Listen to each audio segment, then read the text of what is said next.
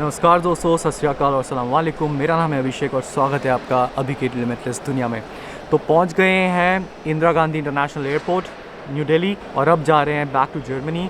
पापा मम्मी साथ हैं, पापा मम्मी को बिठाया हुआ है और थोड़ा खा पी रहे हैं, तो मैंने सोचा तब तक थोड़ा आपको इन्फॉर्मेटिव चीज़ें बता दें। तो चेकलिस्ट बहुत ज़रूरी है, ध्यान रखिएगा जब आप घर से निकलें। मैं सोचा था घर से ही बनाना शुरू कर दूं, पर तब टाइम ज़्यादा नहीं मिला क्योंकि लगेज बहुत सारे थे।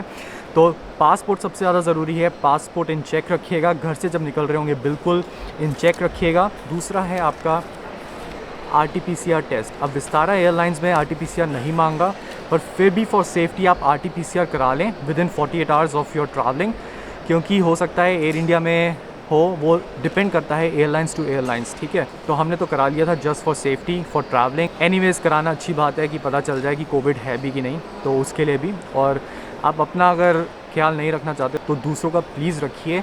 डजेंट मैटर आप बूस्टर्ड वैक्सीन है, बूस्टर्ड का मतलब ये नहीं कि आप वायरस कैरी नहीं कर सकते। ठीक है, एनीवेज वो बात अलग है। तीसरी बात वीज़ा।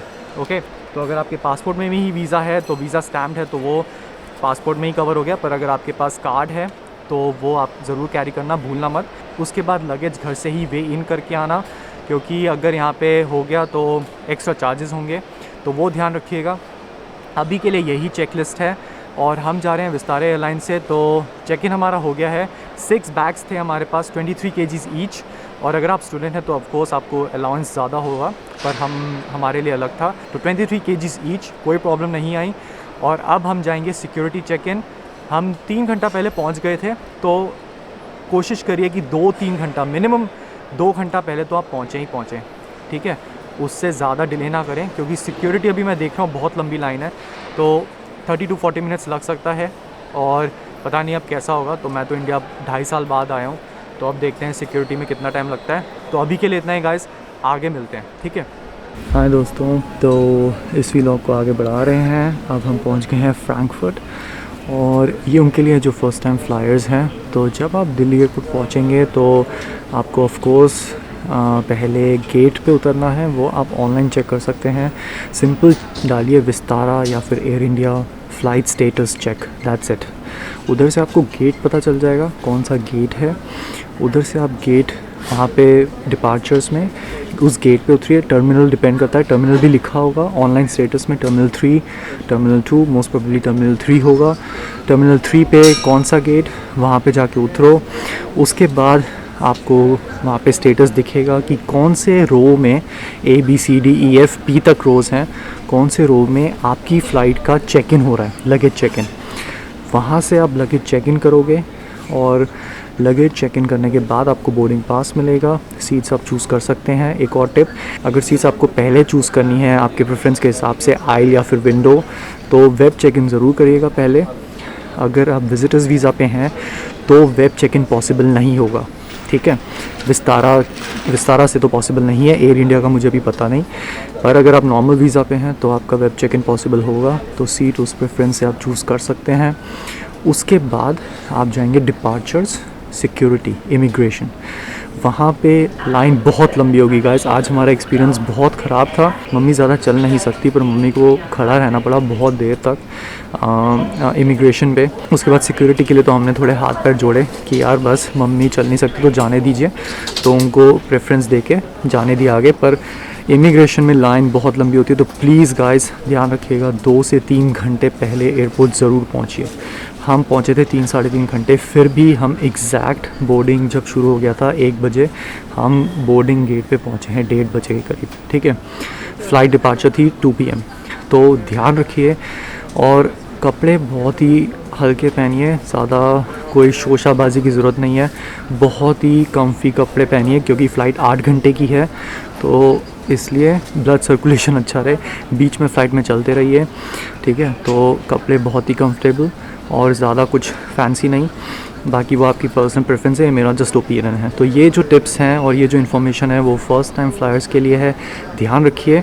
चलिए अब फ्रैंकफर्ट का एयरपोर्ट थोड़ा घूमते हैं और उसके बाद घर जाते हैं, फिर मिलते हैं वापस।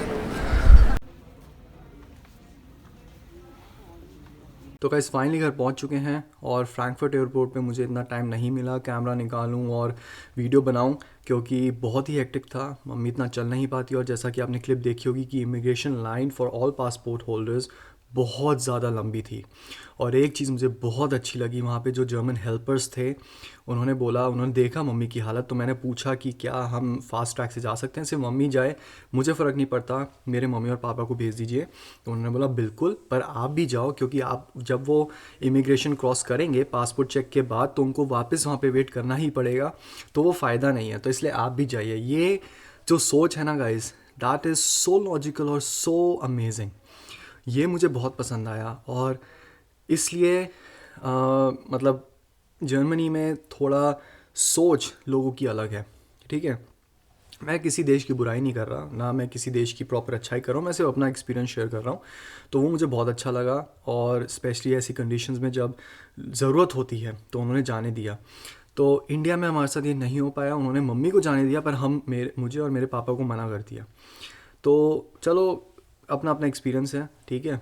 तो कोई बुरा नहीं है, कोई अच्छा नहीं है, पर मुझे यहाँ पे एक्सपीरियंस अच्छा लगा। तो एनीवेज फर्स्ट टाइम फ्लायर्स जो हैं, अगर आपको कोई प्रॉब्लम है तो वहाँ पे आप हेल्पर्स से पूछ सकते हैं, इंडिया में भी और जर्मनी में भी। 2 सेक्शंस होंगे, एक होगा ऑल पासपोर्ट होल्डर्स और एक होगा यूरोपियन पासपोर्ट होल्डर्स। तो आपको ऑल पासपोर्ट होल्डर्स की लाइन में लगना है। आप अपना ऑफिसर को वहाँ पे अपना पासपोर्ट दिखाएंगे, वीज़ा दिखाएंगे, मास्क नीचे करेंगे, वो फेस चेक करेंगे, कंपेयर करेंगे।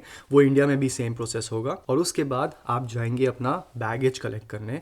तो वो बेल्ट नंबर जो होगा वो स्क्रीन्स पे दिखाया जाएगा कि आपकी फ़्लाइट दिल्ली या कहीं से भी जो है वो कौन से बेल्ट पे है, वो फ़्लाइट में भी अनाउंस किया जाता है, ठीक है। तो ये हो गया सारा प्रोसेस, जैसा कि मैंने आपको बताया। रिकैप कर लेते हैं। इंडिया में दिल्ली एयरपोर्ट से या फिर आप किसी और एयरपोर्ट से उड़ रहे हैं तो दिल्ली एयरपोर्ट का मैं अपना बता देता हूँ कि वहाँ पे वही है, गेट नंबर होगा, वो आपको ऑनलाइन दिख जाएगा।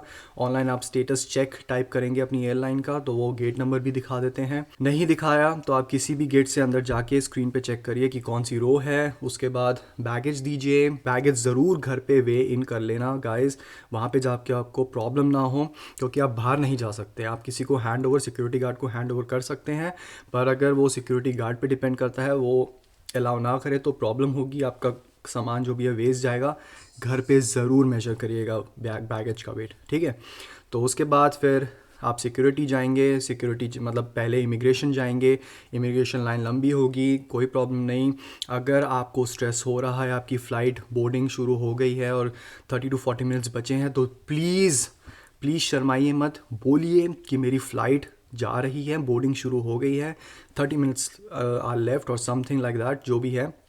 क्योंकि अगर आपका गेट बहुत दूर हुआ तो आपको चलना पड़ेगा, ध्यान रखिएगा, ठीक है। और वो जहाँ पे इलेक्ट्रिक वैन्स होती हैं वो सिर्फ हैंडीकैप के लिए होती हैं और वो शायद आपको ना ले जाएं, ओके। अगर वर्स के सिनेरियो है कि ये 5 मिनट ही बचे हैं, फाइनल अनाउंसमेंट हो चुकी है, तो शायद आपको एंटरटेन करें, पर उसके अलावा ना ले जाएं। ध्यान रखिएगा कि आप वहाँ पे ज़रूर रिक्वेस्ट करिए। फर्स्ट टाइम फ्लाइट्स के लिए बहुत इंपॉर्टेंट है और जो फ्रीक्वेंट फ्लायर्स हैं उनके लिए भी एक टिप है, प्लीज़ वहाँ पे रिक्वेस्ट कीजिए। और आपको हो सकता है आर्ग्यूमेंट करनी पड़े, रियलिटी है यार, तो हो सकता है आर्ग्यूमेंट करनी पड़े, पर करिए, आपकी फ़्लाइट मिस ना हो जाए, ठीक है। तो यही था सारा एक्सपीरियंस गाइस। बाकी थोड़ा सा एक्टिक था क्योंकि पापा मम्मी सीनियर सिटीज़न है, तो इसलिए उनको मतलब मम्मी को स्पेशली पैर में प्रॉब्लम है तो चलने में प्रॉब्लम होती है। उस पर भी मैं वीडियो बनाऊंगा कि कैसे आप अपने पेरेंट्स को बुला सकते हैं, आइनलाडुंग कहते हैं, इनविटेशन कहते हैं, पूरा प्रोसेस बताऊंगा और शेयर करूंगा। तो वीडियो ज़रूर देखिएगा, चैनल को सब्सक्राइब कीजिए और लाइक कीजिए। और अगर कोई भी क्वेश्चंस हैं जो पहली बार फ्लाई कर रहे हैं जर्मनी को, तो प्लीज़ कमेंट सेक्शन का इस्तेमाल कीजिए। बाकी मिलते हैं अगली वीडियो में, तब तक के लिए सेहतमंद रहिए, खुश रहिए और रब्बा खैर।